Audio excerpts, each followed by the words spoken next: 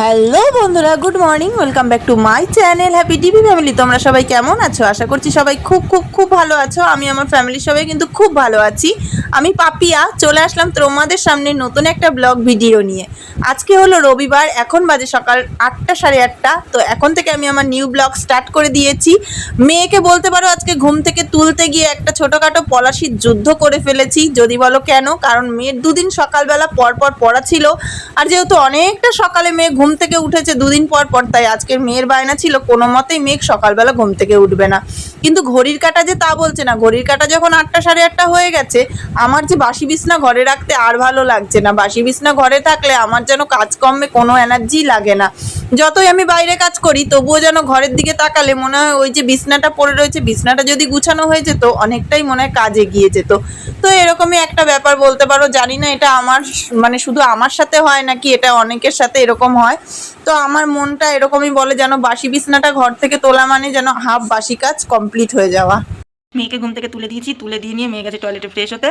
আর আমি এখানে বসে বসে মেয়ের জন্য অপেক্ষা করছি যে মেয়ে কখন আসবে, কারণ ওকে মুখ টুক মুছিয়ে নিয়ে তারপরে চলো গিয়ে জল খাবো। বলে আমি খালি পেটে একদম জল খেতে চাই না, জল খাবো। মেন ওই উদ্দেশ্যে আমার এখানে বসে থাকা। বরমাসি তো কাজে বেরিয়ে গেছে, আর এইদিকে আমার এই দেখো ঘর মুছতে মুছতে বসে আছি। এই ঘর দুই ঘরই মোছা হয়ে গেছে, বারান্দাও মোটামুটি মোছা হয়ে গেছে। আর এদিককার মানে এদিকটা মোছা হয়নি, আর এদিকটা তো আমার এখনো মোছাই হয়নি। মুছবো আর এদিকটা মুছে নিয়ে মেয়ে বেরোলে সাথে সাথে মেয়েকে জল খাই নিয়ে জামা কাপড় কাচবো, এখন ঠাকুরতলা দেবো, ফুল তুলবো। কাজ আছে, এখন প্রচুর কাজ আছে। বাসন তো মাজা হয়ে গেছে, এখনও উঠোন ঝাঁটাবো। আর আজকে ওয়েদারটা যেন একদম পুরো মেঘলা। সকালবেলা ঘুম থেকে উঠে দেখতে যেন মেঘলা মেঘলা। আজকে ঘুম থেকে উঠেছি তখন কটা বাজে, 6:30, 6:20 এরকম বাজে। কারণ আছে অতটা দেরি করে ঘুম থেকে ওঠার 5টার সময় উঠেছি, উঠে নিয়ে জল খেয়ে নিয়ে আবার শুয়েছি একটু, ওই যে ঘুমিয়ে পড়েছি। আর ঘুম ভেঙেছে সেই 6:15-20-তে। মেয়ে তো চলে গেছে পটিতে। পটিতে গিয়ে গিয়ে যেন মেয়ে একেবারে ঘরে আসার কথা ভুলেই গেছে। আমি বসে থেকে থেকে বোরিং হয়ে গিয়ে লাস্ট পর্যন্ত কি করব, আমি ভাবলাম যে চলো তাহলে যেটুকু ঘর মোছা বাকি আছে সেটুকু মুছে নিই।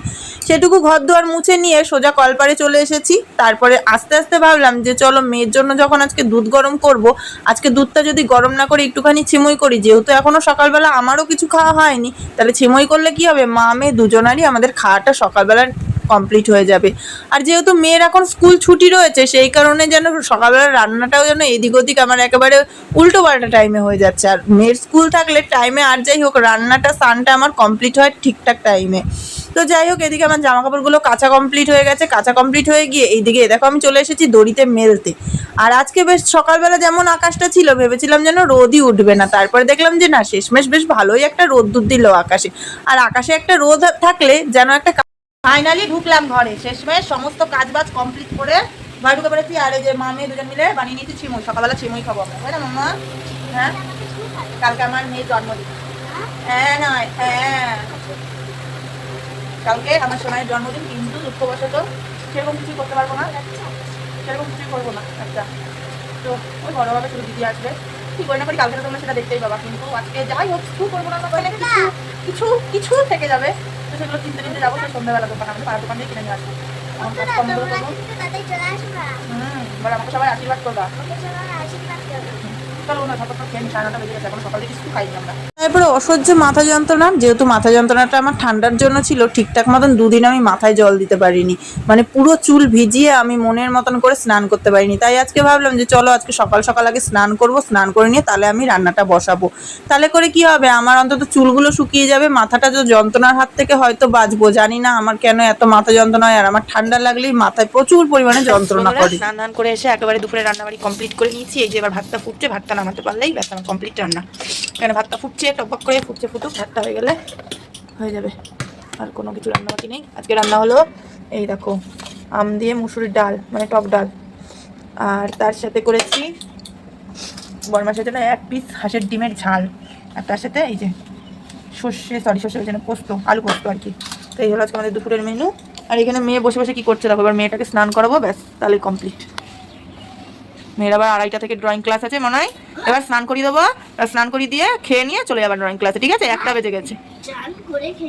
হ্যাঁ, দুপুর 2:30 থেকে না ড্রয়িং ক্লাস। বিকালে করাবেন আজকে, দাদা বলেছে আজকে দুপুরে করাবে, শুক্রবার দিন ছুটি ছিল না তার জন্য। আজকে নাকি মেয়ের দুপুরবেলা ড্রয়িং ক্লাস আছে, তার জন্য তাড়াতাড়ি করে রান্নাবাড়ি কমপ্লিট করে গুছিয়ে গাছিয়ে নিয়ে বেরিয়ে পড়লাম। মেয়েকে নিয়ে যাবো এবার ড্রয়িং ক্লাসে। চলো দেখো কেমন ঠান্ডা পড়া রোদ দেখেছো, এর মধ্যে আমার মেয়ের হাঁটা দেখো, আগে আগে হেঁটে চলে যাচ্ছে। এরপর এদিকে বাড়ি চলে এসেছে বরমশাই। এই দেখো আমি বাড়ি এসে দেখছি বরমশাইও বাড়ি চলে এসেছে। আর এদিকে বাবা আর বরমশাই আলোচনা করছিল, যেহেতু আমাদের ধান এখনো বাড়ি আসেনি, তাই যে কবে ধানের মেশিন আমাদের জমিতে নামবে, তো সেই নিয়ে আলোচনা করছিল। আর বরমশাই গেল মাঠে দেখতে। ধোয়া মাজাটা হলো, এই যে বাসন কুসুন ধোয়া মাজা, খাওয়া দাওয়া কমপ্লিট হয়ে গেছে। আর ওদিকে মেয়ে আর বরমশাই খেয়ে নিয়ে ঘরে ঘুম দিচ্ছে, ওরা টানা লম্বা। এবার আমার কাজের মধ্যে কাজ হলো গিয়ে ঘর দুয়ারটা ঝেঁটবো বিকালবেলায়। আর এই যে জামা কাপড়গুলো শুকিয়ে গেছে, চলো তুলে নেবো, তুলে নিয়ে জামা কাপড়গুলো এবার ভাঁজ করবো, ঘর দুয়ারটা ঝেঁটবো, ব্যাস তাহলে বিকালের কাজ কমপ্লিট। একটু বাসন মাজাও হয়ে গেল। বরমশাই মেয়ে ঘুমাচ্ছে, আমি একটুখানি শুই, চলো গা গরম দিয়ে নিয়ে উঠে তারপর জামা কাপড়গুলো তুলবো, ঘর দুয়ার ঝেঁটবো। এখন কেবল 4টে বাজে। আর এদিকে বাবাও মেয়ের বায়না রাখতে কাঁধে করে নিয়ে ছুটলো। মেয়ে যাবে এখন খেলতে আর বাবা যাবে এখন কাজে। তো চলো।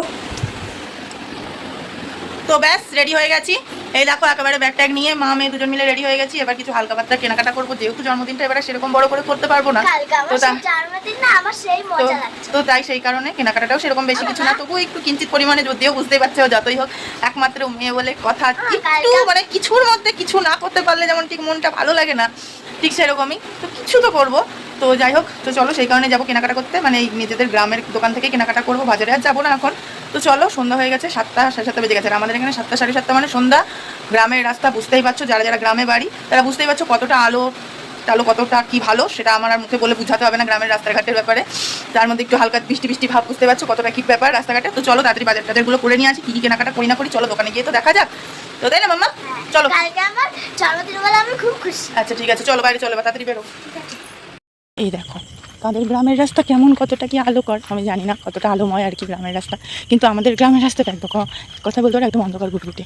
ওই যে কত দূরে একটা লাইট পোস্ট জ্বলছে, ওই আর তার আশেপাশে আর এখন আর কোনো লাইট পোস্ট নেই, দেখতে পাচ্ছ কেমন অন্ধকার রাস্তা। তাই এখান থেকে ক্যামেরা করে আর কী করবো, তাই বললাম যে চলো একেবারে কেনাকাটা করে নিই, তারপরে ক্যামেরা করে দেখাবো।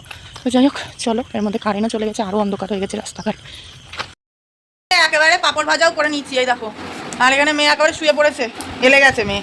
আর এই যে এই ব্যাগটার মধ্যে কেনাকাটা করে নিয়ে চলে এসেছি, এই যে এরকম কী কী কিনেছি দেখাচ্ছি, কিন্তু আগে খেয়ে নিই তারপরে দেখাচ্ছি, ঠিক আছে?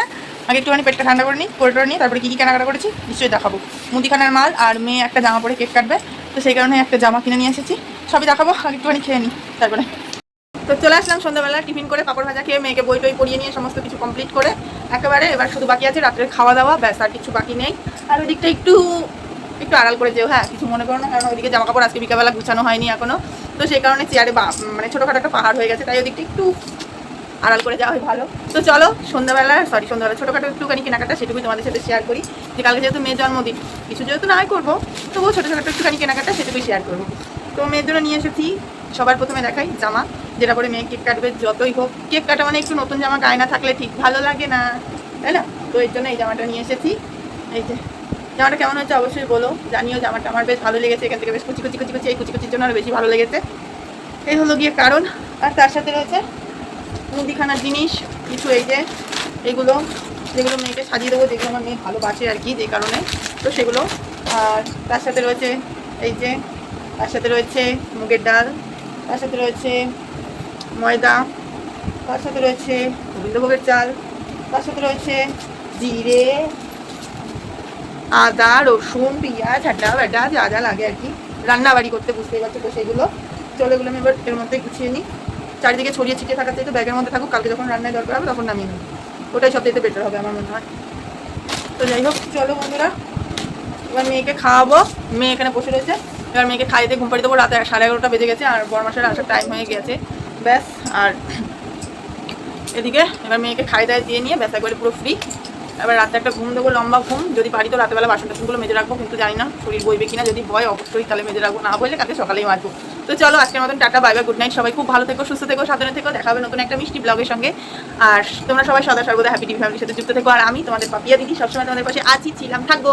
তার জন্য আমাকে একটুখানি সময় দিও, ঠিক আছে? কারণ সংসারের সমস্ত কাজবাজ করে নিয়ে একটুখানি এই দিকটা সময় দিতে একটু সময় লাগে, বুঝতেই পারছো। যারা আমার প্রত্যেকদিন ভিডিও দেখো, তো তারা বুঝতেই পারছো যে একার সংসারে একা হলে যা হয়, যে সাথে সাথে কোনো জিনিস তো সম্ভব না, একটা মানে সংসারের সমস্ত কাজ বাজ, রান্নাবাড়ি, মেয়েকে সামলে সমস্ত কিছু সামলে নিয়ে আমি ঠিক তোমাদের পরিবারে উপস্থিত হয়ে যাবো, ঠিক আছে? তো চলো আজকে আমাদের টাটা বাই বাই, কালকে খুব সুন্দর একটা ব্লগ আসছে, ঠিক আছে? কেউ কিন্তু মিস করো না, কালকে মেয়ের বার্থডে ব্লগ আসছে, কেউ মিস করো না, টাটা।